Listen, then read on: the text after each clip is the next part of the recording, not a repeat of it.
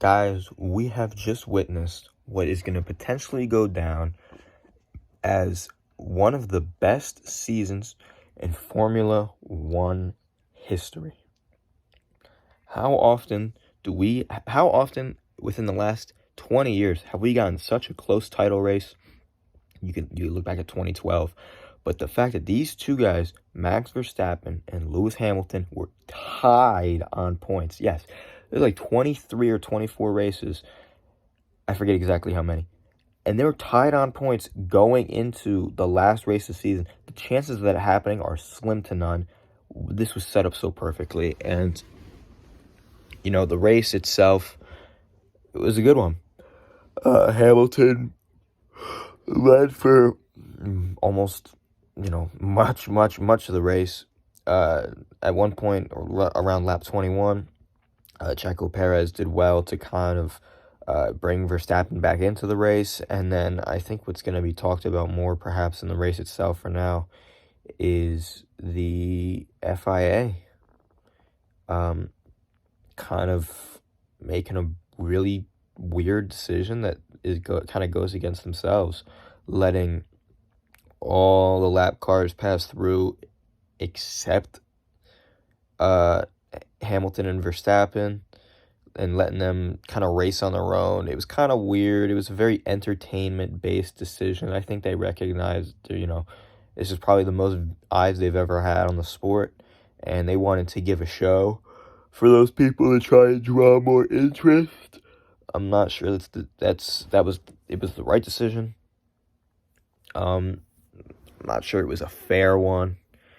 Because Verstappen obviously had the better tires. Hamilton was on hard compound tires, and Verstappen was on the soft, so that last lap was only going to go in one direction.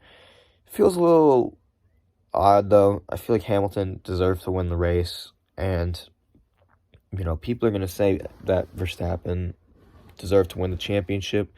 I disagree. I think that Lewis Hamilton, the sheer amount of races where he started in last, he started in the back of the pack, started in the back half of the field, and won the race is unbelievable.